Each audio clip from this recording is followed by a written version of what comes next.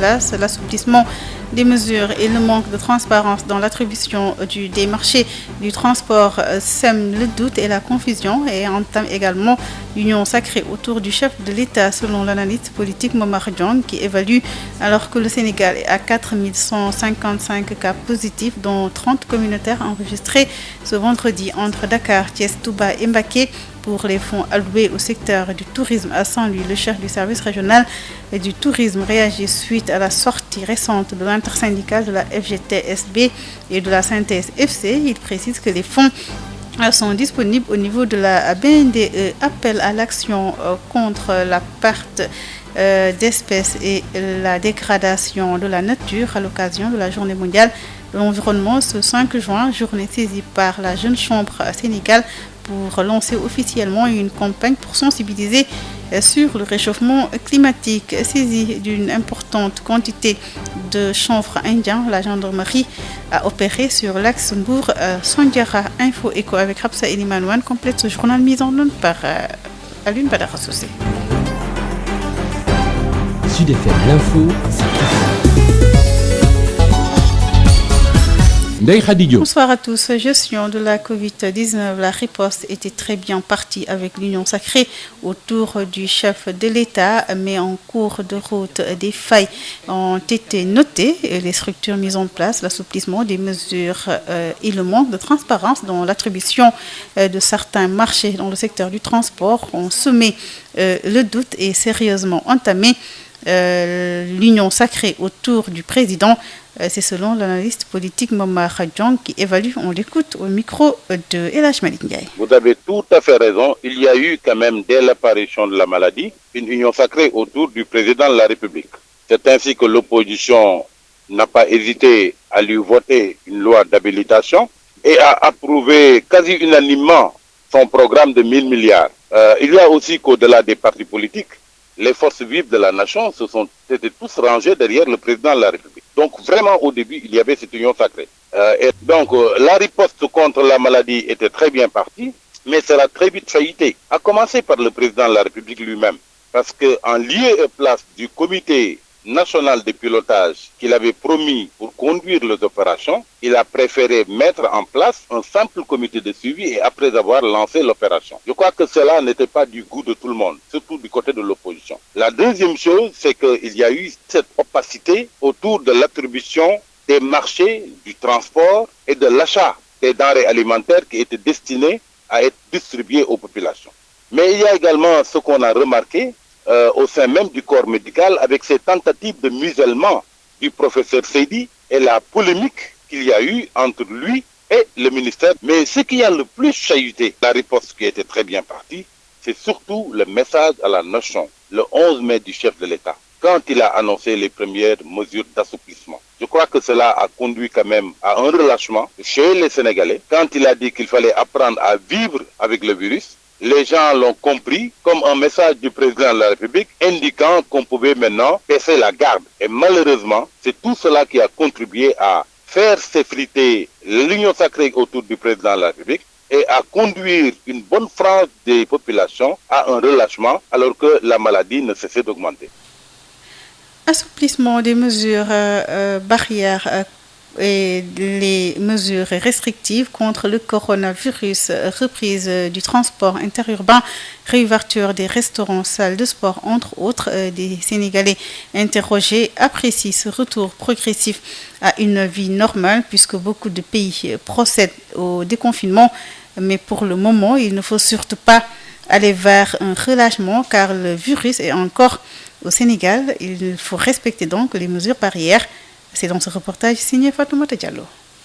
La reprise des transports interurbains, la réouverture des restaurants, entre autres mesures d'assouplissement prises par les autorités, sont bien accueillies par les populations. Ousmane Ndiaye en est un. Si l'on se fie à lui, tous les pays procèdent au déconfinement. Au-delà même de cette pandémie, sur le plan économique, tout était à l'arrêt. Dans tous les régimes, on cherche maintenant à atténuer cela. Le gouvernement a pris des décisions en fonction de la situation du pays parce que les gens souffrent aussi énormément. Parce qu'au Sénégal, tout le monde sait que sur 10 personnes, personnes, les 8 sont dans le secteur informel ou même certains ne travaillent pas. Puisque cette pandémie a chamboulé tous les secteurs, alors ces mesures viennent à son heure car nous tendons vers une catastrophe économique, déclare M. Colli. À mon humble avis, le nombre de décès que nous enregistrons tous les jours concernant les autres maladies dépasse le total du nombre de décès que nous avons enregistrés avec le coronavirus. Et puis, actuellement, nous sommes en train d'aller tout droit vers une catastrophe économique.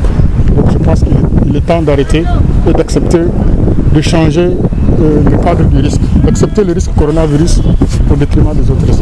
Même si certaines mesures sont allégées, l'heure n'est pas au relâchement. Surtout respecter les mesures barrières édictées par les autorités, tels sont le cri de cœur de ce monsieur. Je dis que c'est le leitmotiv que tout le monde doit même prendre conscience désormais. Parce que pour moi, la leçon à tirer de cette maladie, c'est qu'au-delà même si demain on trouve le remède idéal pour ça, c'est que l'individu, en quelque sorte, doit en tout temps avoir conscience que c'est lui qui doit être le premier à être son propre médecin d'abord, surtout. Après 3 mois de privation de circuler entre les régions et la pratique de certaines activités, autant de facteurs qui font que nos interlocuteurs sont tous unanimes sur l'assouplissement de certaines mesures. 134 nouvelles contaminations officiellement enregistrées ce vendredi, dont 30 issues de la transmission communautaire répartie entre Dakar, Thiès, Touba et Mbacké. À Bounkiling, un cas communautaire a été identifié dans cette localité de la région de Sédhiou. Le Sénégal est à 4155 cas positifs, 1833 encore sous traitement. Au point du jour avec le directeur de cabinet du ministre de la Santé, Dr Aloyse Diouf. Ce vendredi 5 juin 2020, le ministère de la Santé et de l'Action sociale a reçu les résultats des examens virologiques ci-après.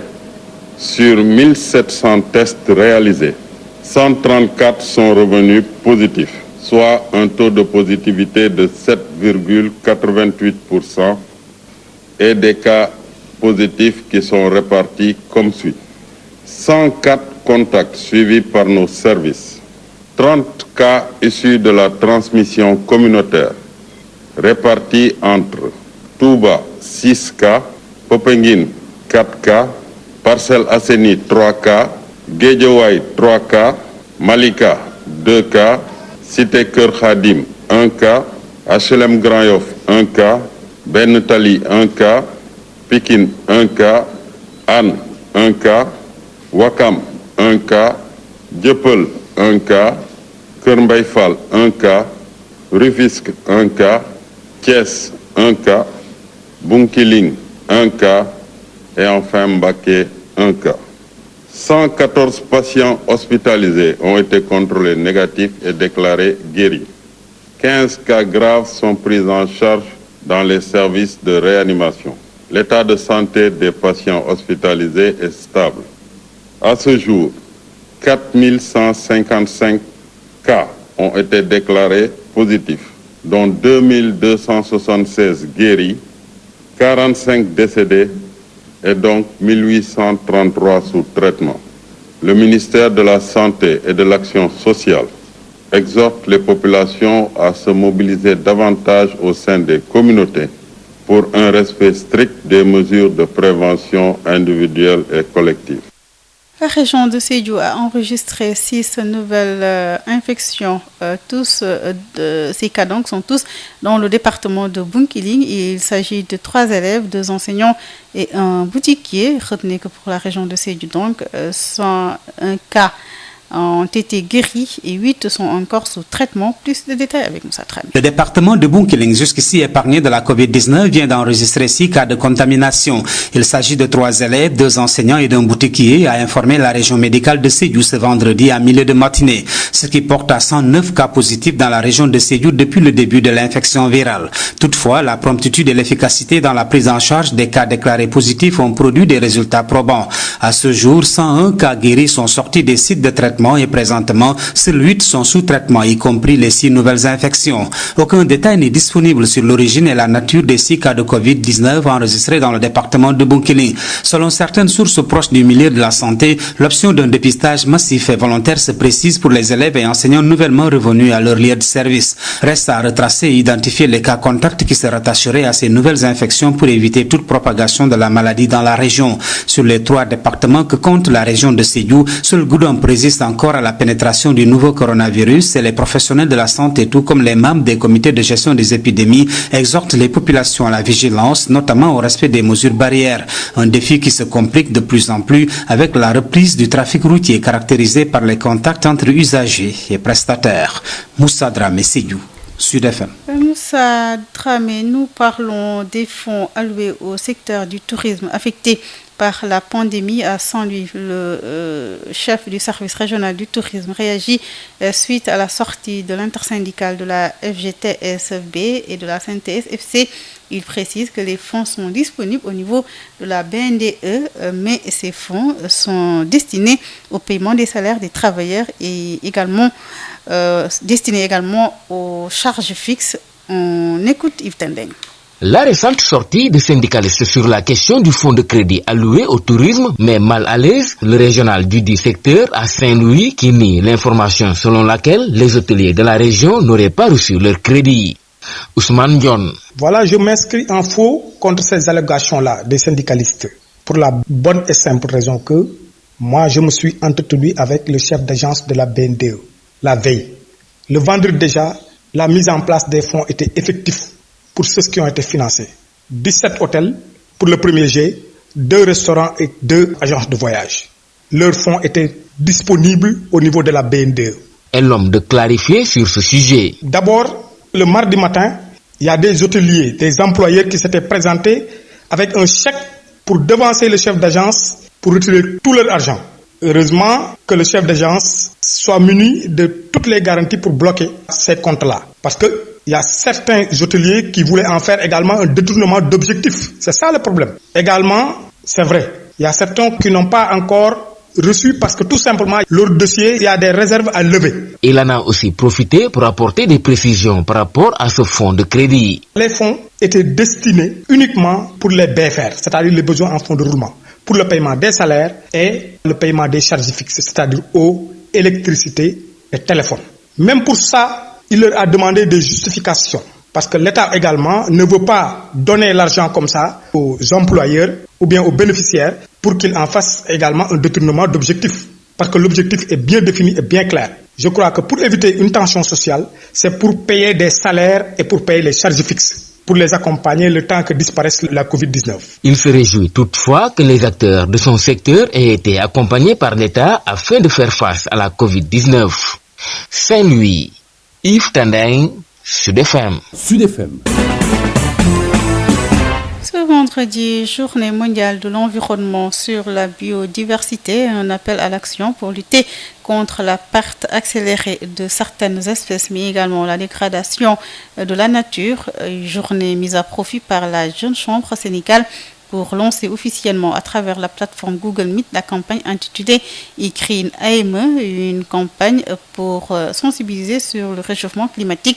À terme, la Jeune Chambre veut planter plus de 1000 arbres. Mariam Sek, coordonnatrice du projet Ikrine AME, jointe par des Mariam Diaye. Au niveau de la JCI Afrique et Moyen-Orient, nous comptons plus de 13 000 membres et 150 000 anciens. Et cela démontre amplement le poids à pouvoir y apporter des solutions concernant ce réchauffement climatique. À l'occasion de la Journée internationale de l'environnement, nous en profitons pour lancer officiellement la campagne et le programme iGreen AME, dont le but d'éduquer la jeunesse sur l'importance de nos actions. Là, au niveau du Sénégal, nous avons l'objectif de planter plus de 1000 arbres d'ici décembre 2020. Nous associons tous les acteurs de l'environnement, que ce soit le secteur public ou privé, que ce soit les ONG ou les associations de quartier, etc. Et les premiers acteurs dans tout ça, c'est nous les membres de la Jeune Chambre Sénégal, communément appelés les JC. Et chaque membre est appelé à planter et à sa portée, c'est-à-dire le lieu est au choix, que ce soit devant sa maison ou à l'intérieur de sa maison. Et l'entretien aussi compte. Donc le but, c'est de lutter contre le réchauffement climatique, accompagné d'une bonne sensibilisation pour éveiller les jeunes dans ce sens-là. On peut lutter seulement contre le réchauffement climatique par le biais des arbres.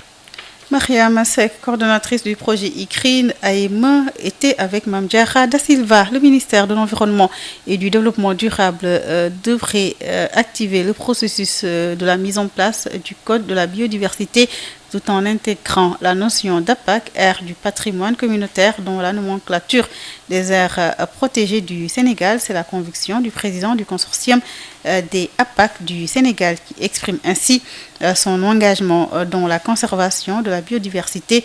Maguette Diaw alerte aussi sur les problèmes environnementaux urgents à l'occasion de la Journée mondiale de l'environnement. On l'écoute avec Yves Tendeng. La Journée mondiale de l'environnement encourage les gouvernements, les entreprises et les citoyens de concentrer leurs efforts sur un problème environnemental urgent. Cette année, le thème, c'est la biodiversité. Donc, qui dit biodiversité, dit vraiment une préoccupation mondiale avec des alertes sur sa destruction, des alertes avec les feux de brousse, les modes de production non durables, etc. Et on sait que la contribution des APAC, territoires de vie, dans la conservation de la biodiversité n'est plus à démontrer dans le monde. Le Sénégal ne fait pas exception à cette réalité. 25 APAC territoires de vie ont été identifiés. Du nord au sud, on a mis en place la zone sud-ouest autour des régions de Ziguinchor et de Sédhiou, la zone sud-centre autour des régions de Kolda et de Tamba, la zone sud-est autour de la région de Kédougou, la zone centre-ouest autour du delta du Saloum et des plateaux de Thiès, la zone nord autour du fleuve Sénégal et du lac de Guerre, la zone Ferlo autour de la réserve de biosphère du Ferlo, région de Matam. Le consortium national des APAC compte contribuer à la conservation de la biodiversité, en particulier et la conservation de l'environnement en général. Ainsi, l'objectif principal du consortium demeure la prise en compte des APAC et les intégrations dans la nomenclature des aires protégées du Sénégal. De ce fait, nous demandons au ministère de l'Environnement et du Développement durable d'activer le processus de la mise en place du Code de la biodiversité tout en intégrant la notion d'APAC dans la nomenclature des aires protégées du Sénégal. Et en ce moment, c'est l'environnement qui gagne. Saisie d'une importante quantité de chanvre indien hier nuit, c'est la gendarmerie de Sandiara qui est intervenue sur cette taxe. Le reportage est signé par Babacar. Saisie hier jeudi vers 22h de 106 kg de chanvre indien, une saisie opérée par la brigade de proximité de Sandiara dans le département de Mbour, devenue par ces temps qui courent une plaque tournante de trafic de stupéfiants. Le produit saisi au cours d'une patrouille était dissimulé dans un des réservoirs d'un camion malien. Un véhicule qui en stationnement au niveau du parking de la station EDK de Sandiara avait d'abord éveillé des soupçons chez les Pandores. Une opération réussie par ces derniers qui ont mis la main sur cette importante quantité de 100 kg de chanvre indien. 2 personnes interpellées en même temps, dont le chauffeur, un Malien. À la suite de ces arrestations, les investigations ont permis d'interpeller une 3e personne qui était venue chercher le chanvre indien à bord d'une moto-taxi Jakarta, ainsi qu'un véhicule particulier selon nos sources. Un coup de filet à moins de 24 heures de la décision du gouvernement sénégalais de desserrer l'étau sur les mesures de mobilité anti-Covid-19. Babacar Sow depuis Mbour pour Sud FM. Décès de Moïse Ambroise Gomis ce vendredi des suites d'une maladie en symbole dans le domaine de l'audiovisuel. Il a marqué le paysage médiatique à travers l'émission Génération 80. Un homme très ouvert selon Michael Souman, chargé de production à la RTS. Il est joint par Khalissen. C'était quelqu'un déjà de très ouvert, donc envers les gens. C'est quelqu'un qui a marqué de son sceau les métiers de l'audiovisuel. Donc il a fait aimer ces métiers à plus d'un. En somme, il a fait des émules.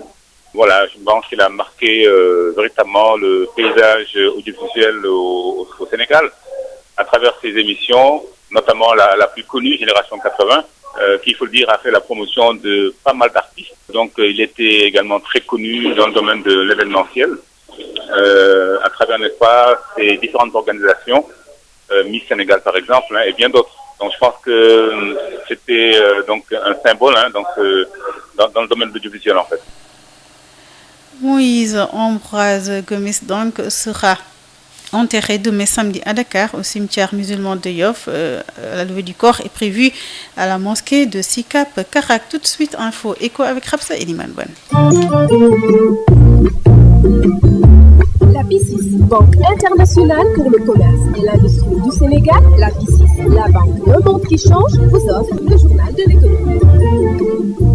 Bonjour et bienvenue. La mise en place de la société ferroviaire Les Chemins de Fer du Sénégal en lieu et place Dakar Bamako Ferroviaire est bien saluée par Souleymane Astou Diagne, docteur en sciences économiques de l'université Paris 13 et également maître de conférences, enseignant-chercheur à l'université Alioune Diop de Bambey. Je peux que m'en réjouir en fait de cette initiative qui commence à trouver une issue heureuse parce que vous savez que l'intégration a besoin en fait de moyens de communication pour la densification des relations commerciales et économiques entre les pays. Et quand vous prenez le Sénégal, son premier partenaire commercial, c'est le Mali. Donc, la mise en place, en fait, de cette voie ferroviaire, Dakar-Bamako, va véritablement soulager, en fait, les commerçants et baliser un corridor commercial et économique de Dakar vers quasiment la sous-région. Parce qu'après Bamako, vous avez des capitales comme Abidjan, comme Cotonou et Lomé qui doivent être à la portée des acteurs économiques de Dakar et vice-versa. Donc, c'est un projet d'envergure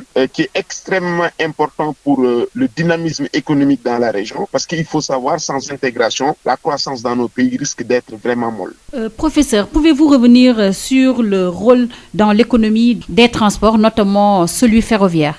Alors, vous savez, les théories de la croissance endogène l'ont suffisamment montré que les infrastructures, surtout de support à l'activité économique, sont essentielles pour la robustesse de la croissance. Vous prenez le cas des routes, des autoroutes, du train, des infrastructures maritimes. Celles-ci participent à la mobilité des acteurs et à l'acheminement des produits en vue de renforcer les dynamiques commerciales et économiques entre les différentes parties de la Terre. Et quand vous prenez l'échelle de la sous-région ou l'échelle de la CEDEAO, il est nécessaire pour enrayer, en fait, diminuer la pauvreté et augmenter la croissance économique, que nos États puissent s'engager dans la construction d'infrastructures telles que le train, les routes, et également développer, en fait, les lignes aériennes pour permettre une meilleure organisation du transport en vue de densifier, en fait, les activités économiques au niveau de la sous-région. Et donc, ça va permettre de doper l'investissement parce que, bon, les agents auront une meilleure visibilité sur le déplacement, auront également une meilleure visibilité sur les différents marchés qui entourent, en fait, les différents pays. Et donc, la croissance économique dans la région se verra renforcée. C'est la raison pour laquelle cette dimension de l'intégration doit être appuyée, accentuée par un approfondissement sur le plan politique et sur le plan monétaire. C'est la raison pour laquelle moi, je plaide véritablement pour que nos États puissent accentuer les efforts sur le renforcement de cette intégration. Merci au docteur Souleymane Astou Diagne. Le journal de l'économie, c'est fini. Merci de votre fidélité. La BICIS, Banque internationale pour le commerce et l'industrie du Sénégal, la BICIS, la banque Le Monde qui change, vous a offert le journal de l'économie.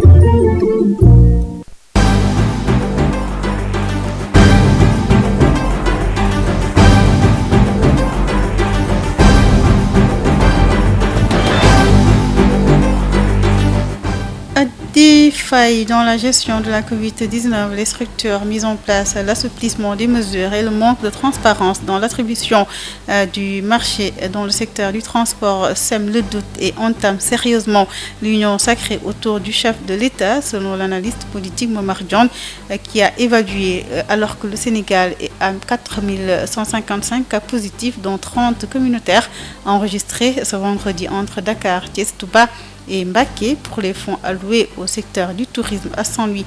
Le chef du service régional du tourisme réagit suite à la sortie de l'intersyndicale de la FGTSB et de la CNTS-FC. Il précise que les fonds sont disponibles au niveau de la BNDE.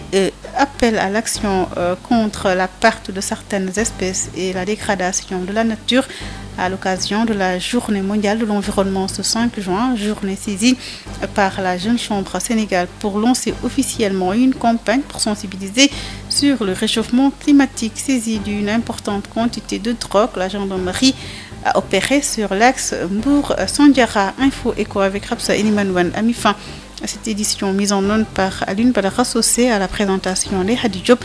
Dans quelques instants, votre page culture avec Amadou Moussafa Dian.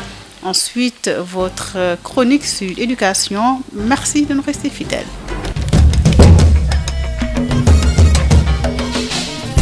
Bonjour et bienvenue dans votre journal de la culture. Un comité de pilotage pour la répartition et la gestion des 3 milliards alloués au secteur de la culture. Le ministre de la Culture et de la Communication Abdoulaye Diop en a fait l'annonce jeudi 4 juin durant la conférence de presse conjointe avec les autres ministères. Nous écoutons Abdoulaye Diop. Pour la